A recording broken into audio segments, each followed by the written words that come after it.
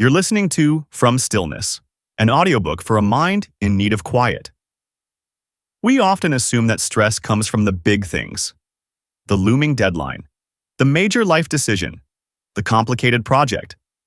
But in reality, it's the little things, the ones we keep postponing, that quietly drain our energy. The unanswered email, the dish left in the sink, the phone call we should return. Each one seems harmless in isolation, but together, they form a silent background hum of mental clutter. We carry them in the back of our minds like loose threads, tugging at our focus, disturbing our peace, without ever demanding enough urgency to be resolved. This is the hidden weight of small tasks. And over time, it grows heavier than we realize. What makes these minor tasks so deceptive is that they're quick to do, yet oddly heavy to carry. It might take 2 minutes to reply, 1 minute to tidy, 3 minutes to schedule, but mentally they linger for hours, days, sometimes longer. They clutter not only our to-do lists, but our inner landscape. And the more they pile up, the more we lose clarity. We don't notice the drain because we've grown used to it. But the mind becomes foggy, scattered, burdened by what's left unresolved. That's why the 5-minute rule is so powerful. It doesn't just clear your task list, it clears your mind. It lifts the invisible weight of postponement and replaces it with momentum. When you get in the habit of taking care of small things immediately, your mind begins to breathe again. You stop carrying what was never meant to be carried. In that space, something beautiful happens. A sense of calm returns.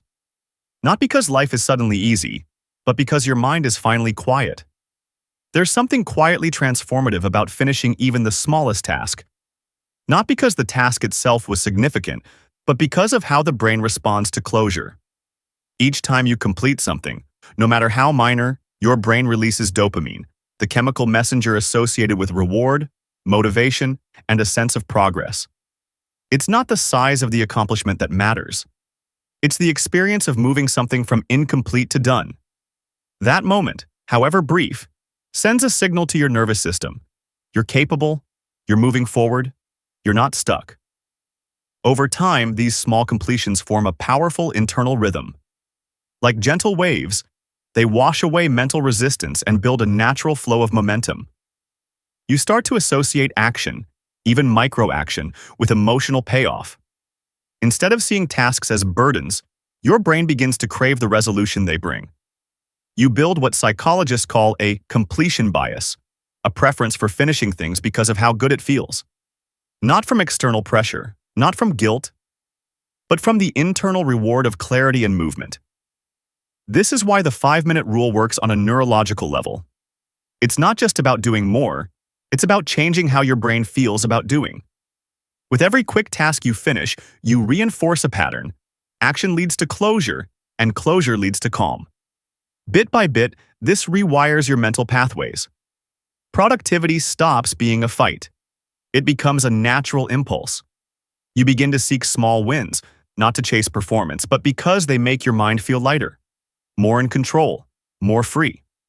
And in a world that constantly demands more, this shift from pressure to inner reward is not just helpful, it's healing. Change rarely begins with grand gestures. It begins in the quiet, in the unnoticed choices we make when no one is watching. The decision to answer a message now instead of later. To wash a single cup instead of leaving it. To take action when postponement would be easier. These small moments may seem trivial, but they are not. They are the raw material from which identity is built. Every time you act on something immediately, especially when it takes less than 5 minutes, you cast a small vote for the kind of person you want to become. Not just someone who's productive, but someone who's present, attentive, trustworthy, grounded. It's not about doing more, faster. It's about becoming someone who doesn't carry avoidable weight. Someone whose inner and outer worlds are aligned. Over time, these quiet actions begin to replace the old identity, the one tied to procrastination, avoidance, and quiet overwhelm. You stop saying, "I should," and begin saying, "I did." You stop believing you're someone who puts things off and begin feeling like someone who finishes what they start. And eventually, You no longer have to say anything at all. The identity shift happens not through affirmation, but through lived evidence. Small actions become proof, quiet proof, that you are becoming different. This is the deeper promise of the 5-minute rule. Not just a tactic for tidying up loose ends, but a practice that slowly transforms the way you see yourself. From someone who copes with delay to someone who acts with intention. From someone who feels behind to someone who moves in rhythm with life. And in that shift, there is power. Not loud, performative power, but quiet, inner certainty. The kind that holds its shape even on difficult days. Willpower is not infinite. It fades, it drains, it wears thin with each decision, no matter how small. And most days, we don't lose momentum because we're lazy.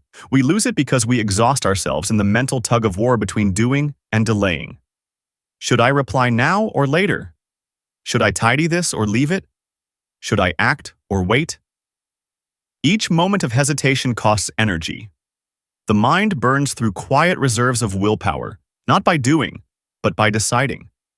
This is the hidden fatigue of modern life, the weight of continual micro-choices. The 5-minute rule dissolves that friction. It turns a choice into a reflex. If it takes less than 5 minutes, do it now. No debate, no delay, no depletion. By automating these decisions, you protect your willpower for what truly matters. You don't spend your mental energy on low-stakes negotiations with yourself. You save it for the hard conversations, the creative work, the meaningful choices that shape your life. This is not about doing more, it's about choosing what deserves your full mind and what doesn't. When small tasks are met with automatic action, they no longer compete for attention. They vanish, quietly, cleanly, without stealing your strength. And what remains is focus, the kind that isn't scattered or strained, but calm and intentional. This quiet discipline creates a stable rhythm. You stop overthinking. You stop negotiating with tasks that never needed your analysis. You trust the rule. You act. And slowly, a deeper kind of freedom emerges, not from having more time, but from having more of yourself available for what really counts. In the end, conserving willpower isn't about resisting harder. It's about needing to resist less. We often underestimate what's lost in a single day. A few moments here, a small delay there. But when those moments repeat, not just once, but hundreds of times, they begin to form a pattern, a quiet erosion. 5 minutes becomes an hour becomes a day. And suddenly, we're not just behind on tasks, we're behind on ourselves. The 5-minute rule doesn't seem powerful at first glance because the actions it promotes are small. But small doesn't mean insignificant. When applied consistently, these brief decisions accumulate into something far greater than their individual parts. This is the compound effect, the invisible architecture of transformation. The undone things that once cluttered your mind no longer exist. The mess that once waited all day is gone by morning. The delay that would have spiraled into avoidance has already passed. Quietly. Unnoticed. And over time, what you gain is not just time, but presence, clarity, space. When your mind is no longer occupied by a dozen open loops, you begin to think more clearly, breathe more deeply, feel more present in your own life. You begin to access the kind of attention that's usually reserved for rare moments and bring it into ordinary days. Weeks pass, then months. And without fanfare, you realize you're living differently. You no longer feel like you're chasing your life. You're ahead of it, in rhythm with it, in sync with your environment. Not through a major overhaul, not through intensity, but through the steady hum of immediate action, over and over again. This is the real magic. You don't just reclaim lost time, you reclaim lost energy, lost confidence, lost stillness. And you realize the smallest decisions, made repeatedly, are the ones that quietly change everything. There's a strange resistance that rises when we face even the smallest task, a silent pushback. Not from the task itself, but from somewhere deeper, emotional, invisible, hard to name. Why do we avoid replying to a message that takes 2 minutes? Why do we delay placing a cup back in the cupboard? Why do we scroll for 20 minutes to escape a task that would take 3? The truth is, procrastination rarely stems from logic. It comes from emotion, from the subtle discomfort of starting, from the fear of inadequacy, or the dread of feeling behind, from the friction between who we are in this moment and who we think we should be. And so we delay. Not because the task is hard, but because touching it would mean touching something inside us we'd rather not face. These are avoidance loops, mental spirals where small tasks become emotionally loaded. The longer we wait, the heavier they feel. The more we avoid, the more our confidence erodes. We begin to identify with the delay. We tell ourselves we're disorganized, unmotivated, undisciplined, even when the task itself could be done in under 5 minutes. This is why the 5-minute rule is not just a behavioral tool, but an emotional one. It interrupts the loop before it takes hold. It replaces hesitation with motion, emotion with action. And in that first step, the step we so often fear, we find that the task holds no threat at all. Only relief. Each time you bypass resistance and act, you build quiet evidence that you're capable. That fear doesn't have to lead. That avoidance doesn't have to define you. And slowly, you free yourself, not just from the task, but from the story that you couldn't do it. Because you could. And you did. We often speak of presence as something elusive, a rare state we stumble into during meditation, nature walks, or long moments of stillness. But presence isn't found only in quiet retreats or structured rituals. Sometimes it begins with something as simple as doing what needs to be done, right now. When we act instantly on the small things, we clear more than just surfaces or inboxes. We clear the static in our minds. That low-level mental noise, the background hum of postponed tasks, dissolves. And in its place is space. Spaciousness not just in your schedule, but in your awareness. You're no longer preoccupied by what you haven't done. You're here, fully, unburdened. This is the quiet power of instant action. It returns you to the moment. You stop dragging undone things behind you, and as a result, your mind becomes lighter. Your attention softens. Your nervous system relaxes. You no longer exist in mental negotiation with the future. You exist now, engaged with what's in front of you, not in theory, but in practice. And it's in this practice that you begin to feel different. Not rushed, not productive in the conventional sense, but clear, collected, present in a way that doesn't demand perfection, only awareness. Instant action is not about speed, it's about immediacy, a subtle but profound return to what's real, a choice to meet the moment without delay, not out of urgency, but out of respect, for your time, for your energy, for your peace. Because sometimes the most radical thing you can do is wash the cup, answer the message, or take the small step, and be fully there while doing it. The 5-minute rule isn't just for chores, emails, or small admin tasks. Its quiet wisdom reaches into places far more human, into the spaces where connection, care, and inner balance are built. Because what weighs us down isn't always unfinished work. Sometimes it's the message we never sent, the call we meant to make, the kind word left unsaid. Relationships thrive on small moments, a thoughtful reply, a check-in, a short message that says, "I see you, I care." These gestures rarely take more than 5 minutes, but their absence creates distance. Not through conflict, but through silence, delay, forgetfulness. Over time, those tiny missed connections accumulate, and something warm begins to cool. The 5-minute rule becomes a quiet bridge, a way of showing up before disconnection takes root, a way of saying, "You matter enough for this moment, now, not later." And in doing so, we cultivate something stronger than habit. We build trust, intimacy, presence in our relationships, not as an event, but as a rhythm. The same principle extends inward to how we care for ourselves. 5 minutes of stretching instead of scrolling. 5 minutes of silence instead of stimulation. 5 minutes to prepare a nourishing meal instead of grabbing something that leaves us feeling worse. These aren't grand acts of transformation, but they're the seeds of one. They remind us that well-being is rarely found in dramatic change. It's found in consistent, gentle choices. And the beauty is we always have 5 minutes. Not always an hour, not always a full plan, but a moment to reconnect, to breathe, to return.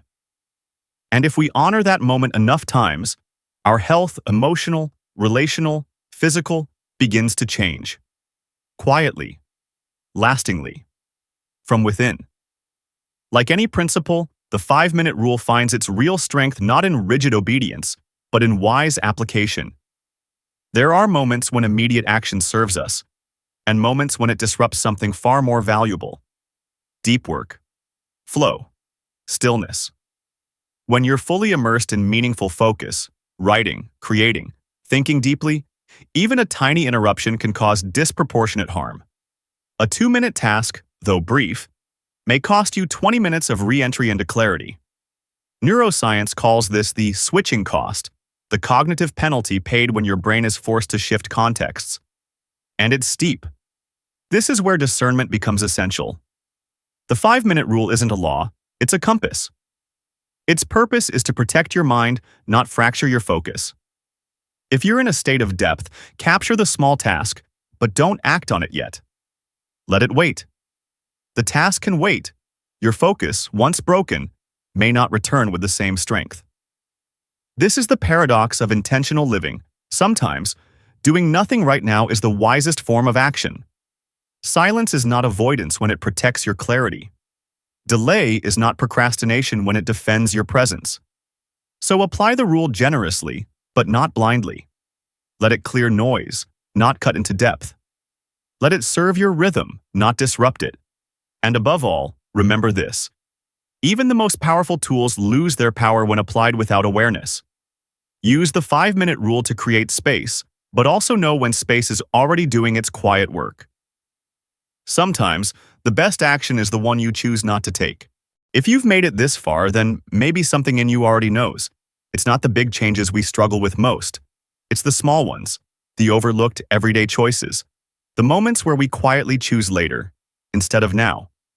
So here's the invitation. Not a resolution, not a grand transformation. Just a quiet challenge. For 7 days, apply the 5-minute rule. Any task that takes less than 5 minutes, do it immediately. No delay, no negotiation, just action, as simply and gently as possible. And then watch what happens. Notice how your mind begins to quiet. Notice how the background stress, the subtle hum of things left undone, begins to fade. Notice how being present no longer feels like a luxury, but a natural result of living with fewer open loops. You may find yourself breathing differently, moving more freely, feeling lighter, not because life changed, but because the weight you carried, unnecessarily, has been released. You may even begin to feel something deeper, a return to self-trust. The quiet confidence that comes when your actions align with your intentions. This isn't about perfection. You'll forget sometimes. You'll hesitate. But the rule will still be there, soft, steady, waiting for your return. Like a gentle rhythm. Like breath. And maybe, by the end of those 7 days, you'll no longer see the rule as something to remember, but simply as part of who you are. Someone who meets life as it comes. Who responds instead of postpones. Who walks through the day lightly because nothing is left to linger in the mind. Because in the end, the smallest decision, to act now, not later, is often the one that changes everything.